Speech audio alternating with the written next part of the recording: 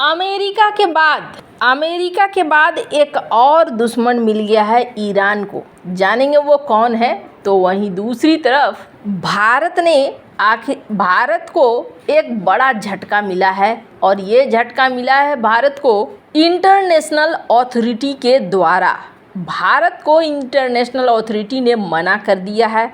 भारत का एक बहुत बड़ा प्लान था, ISA ने भारत को रोक दिया है। जानेंगे इससे भारत को फायदा होगा या नुकसान होगा। चाइना का एक बड़ा डर सही साबित होने जा रहा है। जियोपॉलिटिक्स में बहुत कुछ चल रहा है, हमेशा की तरह जानने को मिलेगा बहुत कुछ। आइए जानते हैं इन खबरों को विस्तार से। ईरान के लिए कनाडा ने एक और मुश्किल खड़ी कर दी है। पश्चिमी देश लगातार ईरान के ऊपर प्रतिबंधों का बोझ बढ़ा रहे हैं, जिससे निपटना ईरान के लिए मुश्किल होता जा रहा है। कनाडा ने एक और ईरान विरोधी कदम उठाते हुए उसकी प्राइम फोर्स समझी जाने वाली IRGC को आतंकी संगठनों के लिस्ट में शामिल कर दिया है। BBC के खबर के मुताबिक कनाडाई सरकार ने ये कदम विपक्ष और कुछ ईरानी प्रवासियों के दबाव में आकर लिया है। कई सालों से विपक्ष और ईरानी डायस्पोरा मांग कर रहे थे कि कनाडा सरकार IRGC को आतंकवादी संगठन घोषित करे। कनाडा के इस कदम के बाद IRGC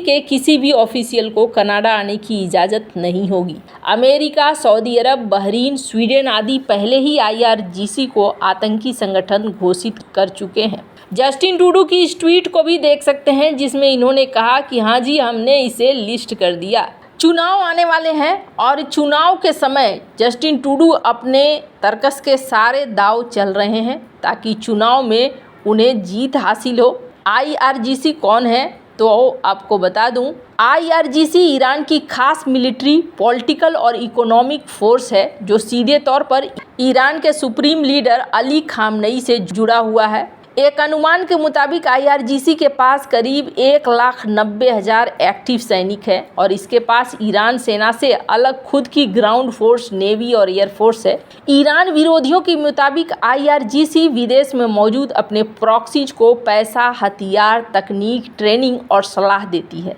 माना जाता है कि मध्य पूर्व ही नहीं, IRGC दुनिया के कई देशों में अपने ऑपरेशन चला रही है। IRGC के ऊपर Yemen, Houthi, Hamas, Hezbollah, Islamic resistant, Iraq आदि को मदद करने का आरोप भी लगते रहे हैं। मीडिया से बात करते हुए लेब्लांक ने कहा है कि ये कार्रवाई एक मजबूत संदेश है कि कनाडा आतंकवाद का मुकाबला करने के लिए अपने पास उपलब्ध सभी रास्तों का इस्तेमाल कर सकता है। उन्होंने कहा कि ईरानी शासन ने ईरान के अंदर और बाहर दोनों जगह मानवाधिकारों का उल्लंघन किया है और साथ ही अंतर्राष्ट्रीय नियमों को खत्म करने की कोशिश करी है। इस ऐलान के बाद कनाडा के विदेश मंत्री मेलानी जोली ने कहा कि ईरान में मौजूद कनाडाई लोगों हिरासत में लिए जाने का खतरा है और जो लोग अभी ईरान में हैं उनको वापस आने का समय हो गया है। जो लोग ईरान जाने की योजना बना रहे हैं वो न जाएं। जनवरी 2020 में तेहरान में IRGC के मिसाइल्स ने फ्लाइट PS752 को मार गिराया था। इस फ्लाइट में 175 यात्री मौजूद से सभी की मौत हो गई थी। मरने वालों में 55 कनाडाई नागरिक, 30 कनाडा के अस्थायी निवासी शामिल थे, जिसके बाद कनाडा में IRGC को बैन करने की मांग काफ़ी पहले से की गई। हालांकि तेहरान के अधिकारियों ने दावा किया था कि विमान पर मिसाइल हमला गलती से हुआ है। हालांकि विपक्ष के नेता ने इस बात को फिर से उठाया और इन्होंने कहा कि ये जो चीज़ है ये तो बहुत पहले कर दिया जाना चाहिए था।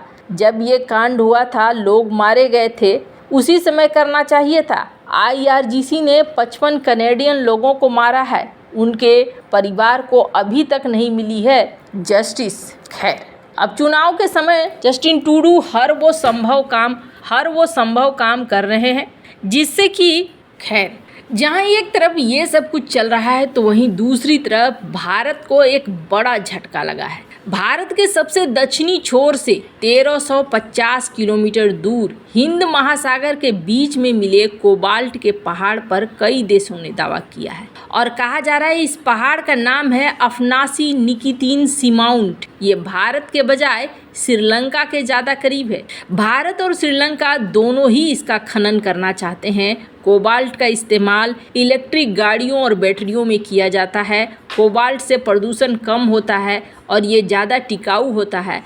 अगर ये पहाड़ भारत को मिल जाता है तो देश को ऊर्जा की ज़रूरतों के लिए चीन पर कम निर्भर रहना होगा। भारतीय अधिकारियों और विश्लेषकों ने इस बात को कहा कि भारत को डर है कि कहीं चीन इस पर अपना कब्जा न कर ले। इसीलिए इस खनन के लिए भारत ने इसी साल जनवरी में इंटरनेशनल सीबेड अथॉरिटी से परमिशन मांगी थी और फी के रूप में 4 करोड़ से ज़्यादा रुपए देने का ऑफर भी दिया था। हालांकि आईएसए ने भारत के इस ऑफर को नामंजूर कर दिया। नियमों के मुताबिक अगर किसी देश को समुद्र में कुछ रिसर्च करना होता है तो इसके लिए आईएसए से मंजूरी लेनी होती है, खासकर तब जब वो इलाका किसी देश के अधीन न आता हो। आईएसए ने अगर भारत को खनन की जुड़ी मंजूरी दे दी होती तो भारत कोबाल्ट के पहाड़ पर 15 सालों तक रिसर्च कर पाता। रिपोर्ट के मुताबिक आईएसए से भारत के अलावा एक और देश ने खनन की अनुमति मांगी थी। विवाद से बचने के लिए आईएसए ने किसी भी देश को खनन की मंजूरी नहीं दी।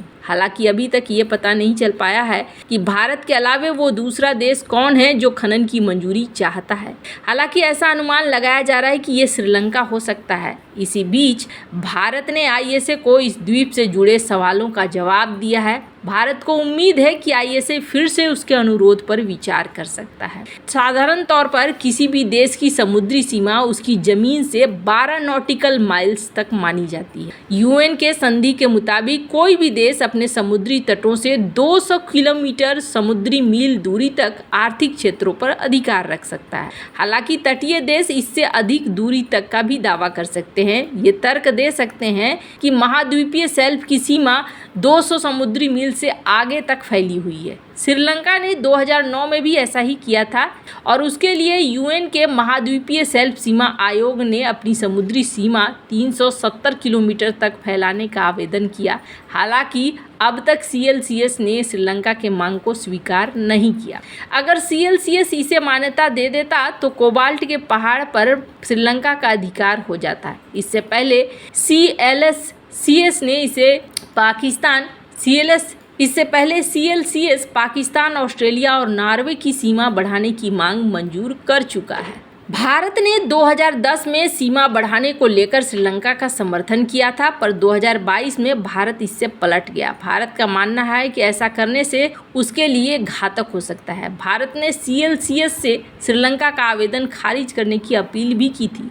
रिपोर्ट के मुताबिक भारत को श्रीलंका की नहीं बल्कि चीन की चिंता है। चेन्नई में डॉक्टर अंबेडकर लॉ यूनिवर्सिटी के प्रोफेसर का कहना है कि चीन को इससे दूर रखने की कोशिश कर रहा है। भारत और इंटरनेशनल अथॉरिटी के मानकों को पूरा करने के सारे साक्ष्य हैं। नाम न बताने की शर्त पर यह भी कहा गया कि भारत पहले इस मामले में दूरी बनाए हुए था। चीन के डर ने उसे ऐसा करने के लिए मंजूर किया है ताकि यहाँ पर इस मिशन को भारत अपने हाथ में ले सके। वैसे भारत गहरे समुद्र में खनन के लिए अपने शुरुआती चरण में है। कई डीप ओशियन मिशन भी शुरू कर रहा है भारत, और भारत चाहता है कि कोबाल्ट का ये पहाड़ उसके हाथ में लगे। दोबारा कोशिश कर रहा है। वैसे आपको क्या लगता है, इन सब मामले में आपकी क्या राय है? कमेंट कर जरूर बताएं। जल्द मिलते हैं अगले वीडियो में नई खबर के साथ।